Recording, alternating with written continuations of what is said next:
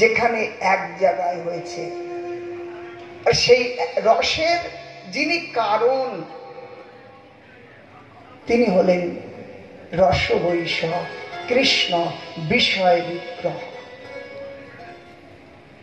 অতএব সেই কৃষ্ণ তিনি ব্রহ্মার একদিনে দেহ একবার, ব্রজের সহিত হয় কৃষ্ণের প্রকাশ।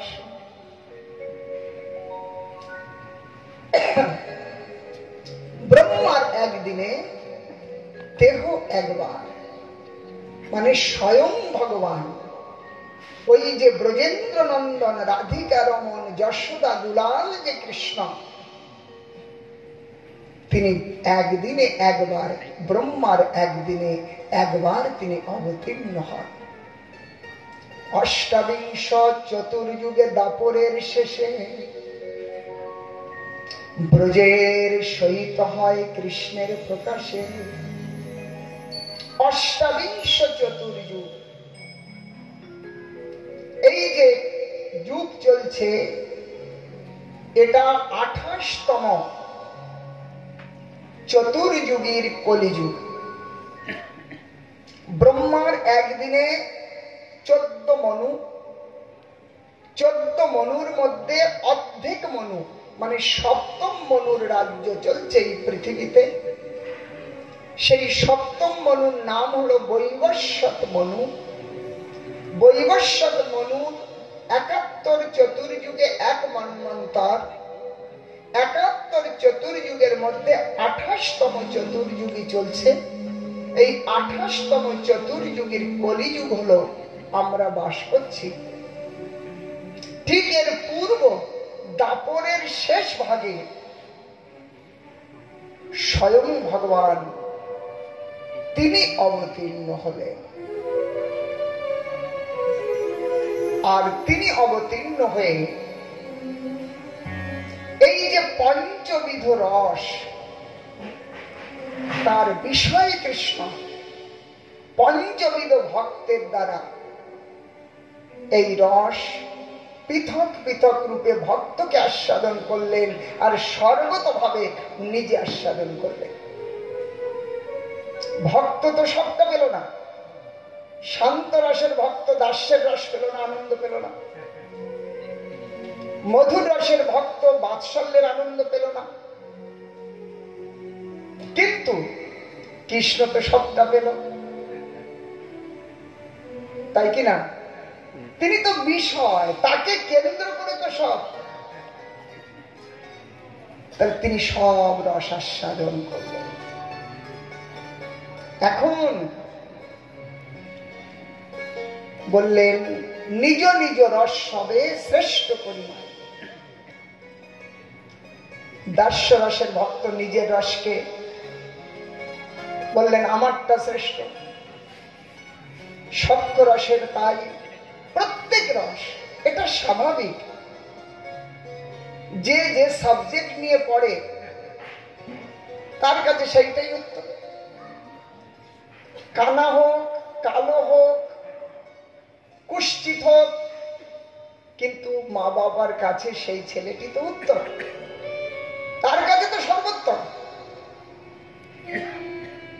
তাহলে যে যে রস আস্বাদন করছে তার কাছে সেই রস সর্বোত্তম, এটা স্বাভাবিক। কিন্তু যদি আমরা মধ্যস্থ হয়ে বিচার করি, তটস্থ হয়ে বিচার করি, পক্ষহীন হয়ে যদি বিচার করি, তাহলে বললেন আছে তরতম। সেখানে শ্রেষ্ঠ, শ্রেষ্ঠতর, শ্রেষ্ঠতম এই বিচার চলে আসে। যেমন উদাহরণে বললেন পঞ্চ মহাভূত, ক্ষিতি অব তেজ মরুত বোম, 5টি মহাভূত। এই 5টি মহাভূত তাদের প্রত্যেকের নিজ নিজ গুণ ক্রম অনুসারে বৃদ্ধি পায়। যেমন আকাশের একটি গুণ, সেটি হলো শব্দ। বায়ুর দুটি গুণ, শব্দ আর স্পর্শ। তাহলে পূর্বের যে আকাশ, তার গুণটি পরের মধ্যে আছে, আবার পরের একটি আলাদা বিশেষ তার নিজস্ব গুণ আছে, স্পর্শ। তাহলে দুটি হলো। তৃতীয় অগ্নি, অগ্নির শব্দ, স্পর্শ আর রূপ আছে, যা বায়ু বা আকাশের ছিল না। তাহলে তার মধ্যে অধিক গুণ পরপর। এরপরে চতুর্থ জল, শব্দ, স্পর্শ, রূপ আর রস। বাকি পূর্বেদের মধ্যে রস ছিল না। আর পঞ্চম পৃথিবী, এই পৃথিবীতে 5টি গুণ, শব্দ, স্পর্শ, রূপ, রস আর গন্ধ। তাহলে পর পর ভূতে যেমন গুণের শ্রেষ্ঠতা, তেমনি শান্ত, দাস্য, সখ্য, বাৎসল্য, মধুর, এই 5টি রসে শান্তের গুণ দাস্যের মধ্যে, দাস্যের দাস্যতা বিশেষ, দাস্যের গুণ সখ্যের মধ্যে, সখ্যের সখ্য ভাব বিশেষ, মিত্রতা ভাব বিশেষ, আপনত্ব ভাব বিশেষ, মমত্ব ভাব বিশেষ, সখ্যের ভাব বাৎসল্যে, এবং তার মধ্যে আমি কৃষ্ণের মা, কৃষ্ণ আমার পুত্র, এই আমিত্ব ভাব এত প্রবল, এত বিশেষ রূপে, যেগুলো এদের মধ্যে নাই। আর সর্বোপরি মধুর, এই মধুর রসের মধ্যে বাকি বাৎসল্য থেকে 4 রসের গুণ তো আছেই, এবং সেখানে সর্বপ্রকারে সর্বতভাবে কৃষ্ণের প্রতি অনুরাগ, এটা কেবল মাধুর্য মধুর রসের মধ্যে দেখা যায়। তাহলে যেমন পঞ্চভূতের ক্রম অনুসারে পৃথিবীতে সব, তেমনি পঞ্চরসের ক্রম অনুসারে মধুরের মধ্যে সব। অতএব মধুর রস যদি তটস্থ বিচার করা যায়, দেখা যাবে যে সর্বশ্রেষ্ঠ হলো মধুর রস। আর সেই মধুর রসের অধিকারী কেবল গোপী, গোপী ছাড়া এখানে আর কারোর অধিকার নাই। অন্য কোন রসের ভক্ত এই মধুরে প্রবেশ করতে পারবে না, কিন্তু মধুর রসের ভক্ত অন্য রসে প্রবেশ করতে পারবে। কেননা তার মধ্যে সব রস আছে, তার মধ্যে সব রস আছে। ভগবান বলছেন, পার্থ গোপিকা আমার কি না হয়, বান্ধব স্ত্রী, আমাকে গুরুর মতো আমাকে সেবা করেন এই গোপীরা, শিষ্যের মতো আমাকে শাসন করেন এই গোপীরা, পুত্রের মতো স্নেহ করেন এই গোপীরা, বন্ধুর মতো ব্যবহার করেন, আর বিবাহিত পত্নীর মতো কৃষ্ণের সঙ্গে আমার, গোপীদের সঙ্গে আমার সম্বন্ধ। তো হে পার্থ, এই গোপিকা আমার কি না হয় বলো।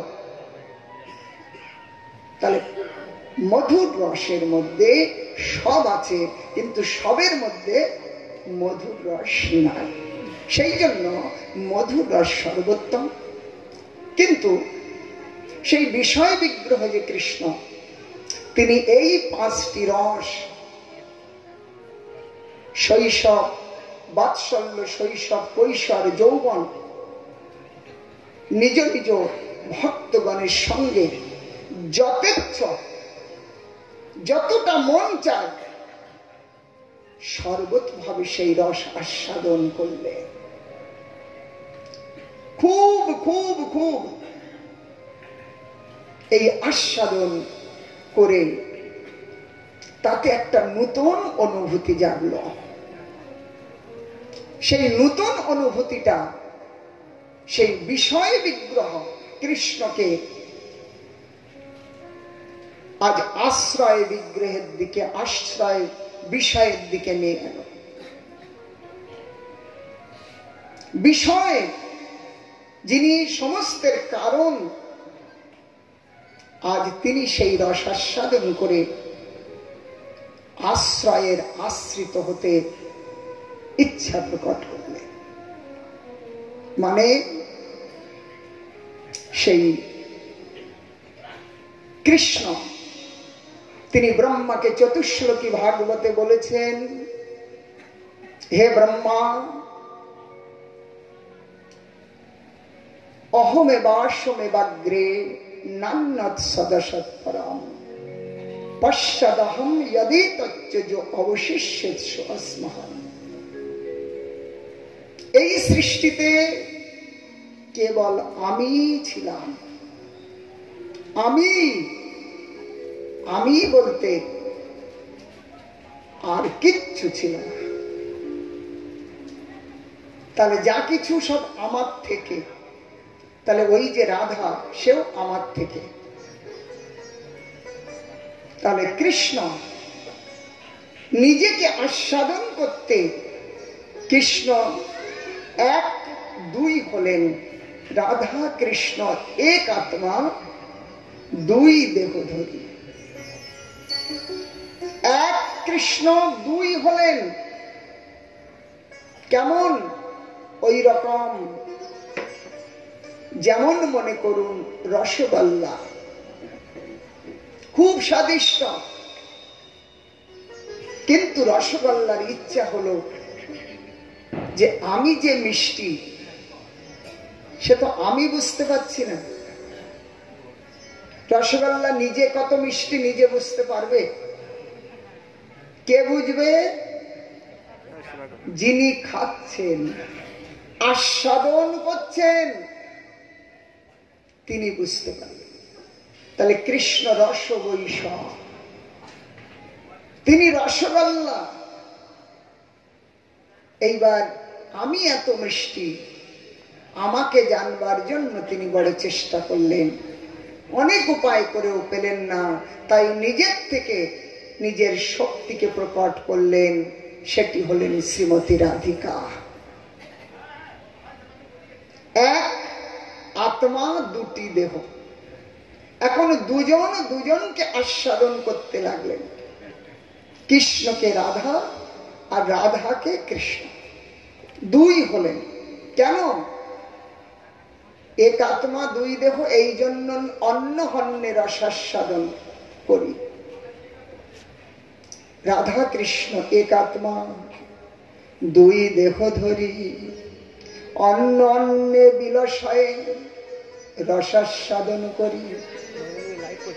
অন্যে অন্যে বিলাসয়ে মানে রাধা কৃষ্ণতে বিলাস করছে, আর কৃষ্ণ রাধাতে বিলাস করছে। একে অপরকে আস্বাদন করছেন, কিন্তু কৃষ্ণ রাধাকে আস্বাদন করে যে আনন্দ পাচ্ছেন, রাধা কৃষ্ণকে দেখে তার থেকে বহুগুণ আনন্দ বেশি পাচ্ছে। তার চেহারা বলছে। কৃষ্ণ মনে মনে চিন্তা করলেন, তাহলে আমার মধ্যে এমন কি বিশেষ আছে যে আমার মোহিনী রাধা তাহাকেও মোহন করছে? তাহলে আমার মধ্যে একটা বিশেষ রয়েছে। তাহলে সেই বিশেষটা আমি রাধাকে, রাধা আমাকে করলেও আমার থেকেও আস্বাদনটা রাধার বেশি হচ্ছে। ওই রসগোল্লা নিজেকে আস্বাদন করতে পারছেন না, ওই রাধারানী কৃষ্ণকে আস্বাদন করছেন, আনন্দ বেশি হচ্ছে। এখন সেই কৃষ্ণ এই দাপরেতে মানে রাধা মধুর রসের অধিকারিণী। তিনি কৃষ্ণকে আস্বাদন করলেন। কৃষ্ণ আস্বাদনে তার যে আনন্দ, সেই আনন্দ কৃষ্ণ রাধা আস্বাদন করে পেলেন না। তাই অনেক চেষ্টা, অনেক ব্যস্ততা ব্যর্থ হল। শেষমেশ অনেক চিন্তা করে আর শেষ না করতে পেরে তখন ওই শ্রীরাধায়া প্রণয় মহিমা কৃদিশ বানৈবাশব্দজেন মাধুরিমা কৃদিশ বা মদিও সৌখ্যাঞ্চস্য মদ অনুভবত কৃদিশং ব্যতিলোভা তদ্ভাবড্ড সমজন শচী গর্ব সিন্ধু হরিন্দ্র। আর কোন উপায় না পেয়ে অনেক চেষ্টা ব্যর্থ হলো।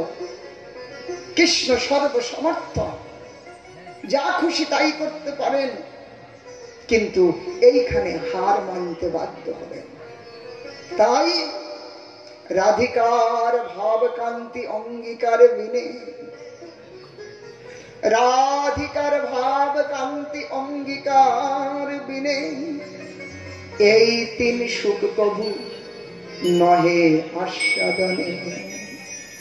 এই তিন সুখ, সেই তিন সুখ ওই ছন্ন রাধা প্রেমা, ওই রাধার প্রেম। রাধা যে আমাকে ভালোবাসছে, সেই প্রেমটা কেমন? এই জগতে কি তার নমুনা আছে? এই জগতে কি তার তুলনা হয়? হ্যাঁ, কোন উদাহরণে, কোন উপমা দিয়ে কি রাধা কৃষ্ণের প্রেম কি বোঝানো যায়? সেই প্রেম তুলনা রহিত। এর তুলনা তো কৃষ্ণই, এর তুলনা তো রাধা। অন্য দ্বারা এই তুলনা করা যাবে না। রাধা কৃষ্ণের প্রেম অমুকের মতো, এই অমুকের মতো শব্দ সেখানে চলিবে না। সেই জন্য ওই সেই প্রেম আস্বাদন করতে পারলেন না। কৃষ্ণ বড় প্রয়াস করেও পারলেন না। তাই তিনি আজ চিন্তা করছেন, আমার যদি গৌর নহিত তবে কি হইত, কেমনে ধরিতাম দে। যদি গৌর নহিত তবে কি হইত, কেমনে ধরিতাম দে। গৌর নহিত তবে কি হইত, কেমনে ধরিতাম দে। যদি গৌর নহিত তবে কি হইত, কেমনে ধরিতাম দে। রাধার মহিমা প্রেম রস সীমা, রাধার মহিমা প্রেম রস সীমা, রাধার মহিমা প্রেম রস সীমা, রাধার মহিমা প্রেম রস সীমা। জগতে জানত কে, জগতে জানত কে।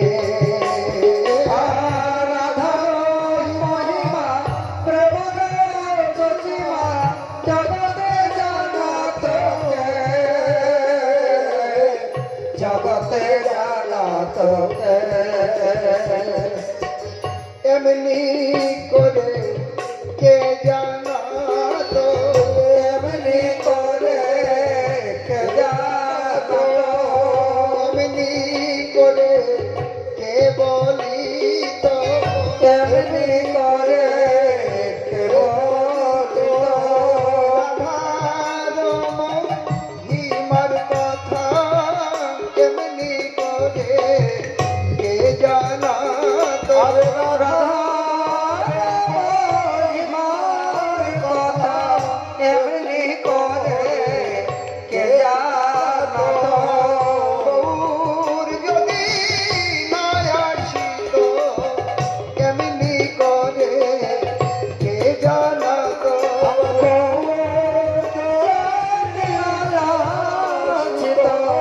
এমনি করে জানাত যদি না হইত কৃষ্ণ এমনি করে কে জানাত যদি না হইত এমনি করে কে জানাত জগতে জানাত কে জগতে জানাত কে মধুর বৃন্দা বিপিন মাধুরী মধুর বৃন্দা বিপিন মাধুরী মধুর বৃন্দা বিপিন মাধুরী মধুর বৃন্দা বিপিন মাধুরী প্রবেশ চাতুরী সার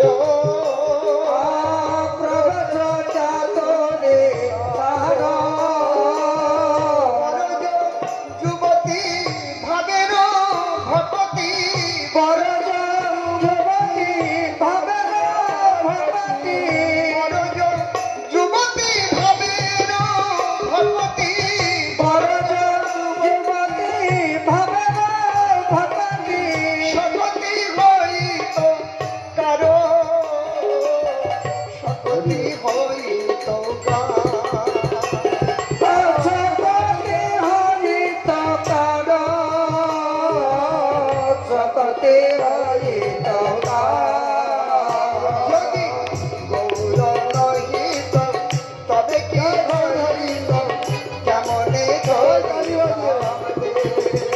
যদি গৌর নহিত তবে কি হরিত কেমনে করিতাম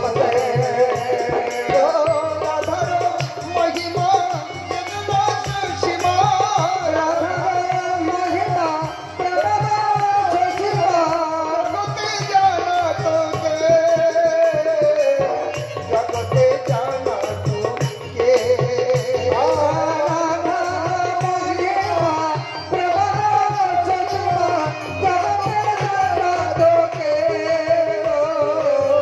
জগতে জানা তোকে গৌর নহিত তবে কি হইত কেমনে ধরিত যদি গৌর নহিত তবে কি হইত কেমনে ধরিতাম দে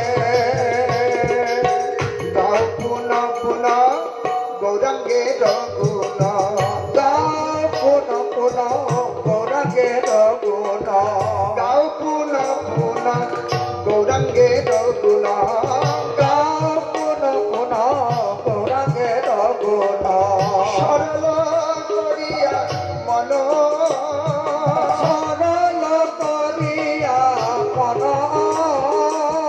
সরল করিয়া মন সরল করিয়া মন এ ভব সাগরে এমন দয়াল এ ভব সাগরে এমন দয়াল ভব সাগরে এমন দয়াল এ ভব সাগরে এমন দয়াল দেখিয়ে এক জন না দেখিয়ে এক জন আরে ভব সাগরে এমন দয়াল না দেখিলে কত না দেখিলে কত গৌর নহিত তবে কি হইত কেমনে ধরিত যদি গৌর নহিত তবে কি হরিত কেমনে ধরিতাম রে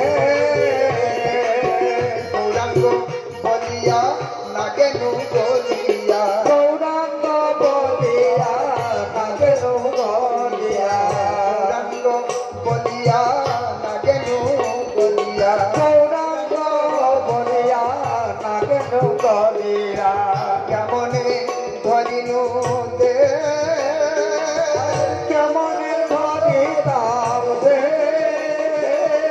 বাসুর হিয়া পাশান দিয়া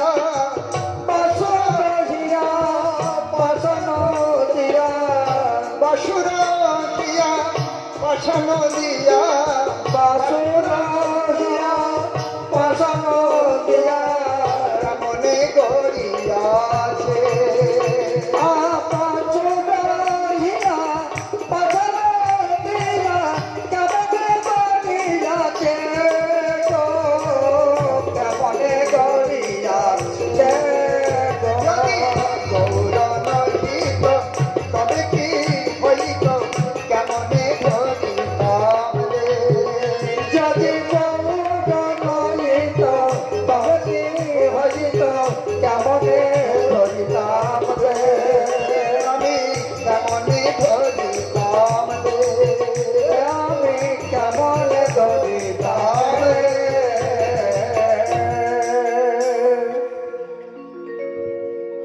তাহলে রাধার রস আস্বাদন করতে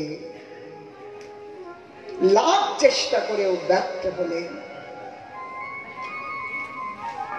তাই নির্ণয় নিলেন আমি বিষয়, তাই বিষয় বিষয়কে জানতে পারে না। বসে যাও। বিষয় বিষয়কে জানতে পারে না। আমার চোখ সবাইকে দেখছে, কিন্তু সে তার নিজের মুখটাকে দেখতে পায়। সব থেকে কাছে, সব থেকে নিকটে, সবাইকে দেখছে, অনেক রূপ আস্বাদন করছে, ভালো মন্দ লাল নীল, তাই না? কিন্তু নিজের মুখটা যে কেমন সে আস্বাদন করতে পারছে না। তাহলে তাকে দেখতে তার একটা মাধ্যম চাই। নিজে নিজেকে লাখ চেষ্টা করেও পাবে না, তাহলে একটা মাধ্যম। সেই মাধ্যম হলেন রাধা। আয়না, আয়নাতে নিজের মুখটা দেখে নিজেকে চিনেছেন। যদি আয়না না থাকতো জগতে, নিজে নিজের মুখ যদি কোনোদিন না দেখতেন, আপনার ফটো আপনি কিন্তু চিনতেন না। তাহলে বিষয় বিষয়কে জানতে একটা আয়নার ব্যবস্থা করলেন, সেটি রাধা। তাই রাধিকার ভাব কান্তি অঙ্গীকার বিনে, এই তিনি সুখ কভু নহে আস্বাদনে, রাধার প্রেম মাধুরী। প্রেম তো জগতে ছড়াছড়ি, কিন্তু কোন প্রেম?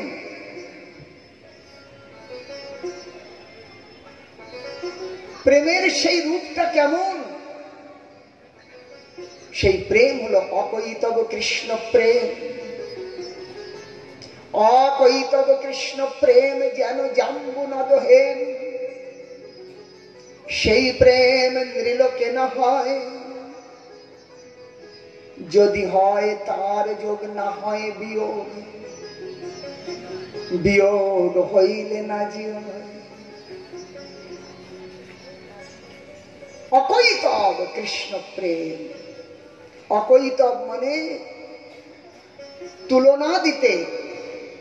জাম্বু নদ হেন, জাম্বু নদী যার কিনারায় এই জম্বু দ্বীপ অবস্থিত, সেই জম্বু নদীতে সোনা শতহ প্রকটিত হয়, স্বর্ণ প্রসূত হয়, কিন্তু সেই স্বর্ণ একেবারে 24 ক্যারেট। সেখানে বিন্দু মাত্র খাদ নাই। সুনির্মল কৃষ্ণ প্রেম, সুনির্মল। নির্মল মানে যেখানে মল নাই, আর সুনির্মল তাহলে সম্যক রূপে, যেখানে মল রহিত, মানে কল্পনাও করা যেতে পারে ওর মধ্যে মল আছে, তাকে সুনির্মল বলা হয়েছে। কৃষ্ণ প্রেমটি ওই রকম সুনির্মল। সেটি এই নিরিলোকে হয় না। এখানে উদাহরণে বোঝানো যাবে না অমুকের মতো প্রেম রাধা কৃষ্ণের। লায়লা মজনুর প্রেম শুনেছি। লায়লা মজনু অথবা এক ইংরেজ কবি তাদের একটি প্রেম কাহিনী তুলে ধরেছিলেন। স্ত্রী তার পতিকে এত ভালোবাসে, পতি স্ত্রীকে এত ভালোবাসে, কিন্তু তাদের দারিদ্র জীবন তাদের সেই ভালোবাসাকেও কোনো বদলাতে পারে নাই। তাই পতির জন্মদিন, পত্নী চিন্তা করলেন আজ জন্মদিনে আমার স্বামীকে আমি একটু কি উপহার দিব, আমার কাছে তো সেই রকম কিছু নাই, কি দিয়ে উপহার তার জন্মদিনকে আমি সম্মানিত করব। কিন্তু তার পত্নীর বড় সুন্দর কেশ রাশি ছিল, কেশ ছিল কোমর পর্যন্ত ঝুলানো। আর স্বামীর কাছে ভুল বললাম, জন্মদিন না, তাদের বিবাহ বার্ষিকীতে, বিবাহ বার্ষিকী। তাই পত্নী মনে করছে পতিকে কিছু দিব, পতি পত্নীকে কিছু দিয়ে দুজন দুজনের বিবাহ বন্ধনকে আরো স্মরণযোগ্য করব। কিন্তু তাদের কাছে দেওয়ার কিছু নাই। ওই পতির কাছে একটি ঘড়ি ছিল যার চেন ছিল না, আর পত্নীর কাছে বড় কেশ ছিল কিন্তু তার হেয়ার ব্যান্ড ছিল না যে তাকে বাঁধবে।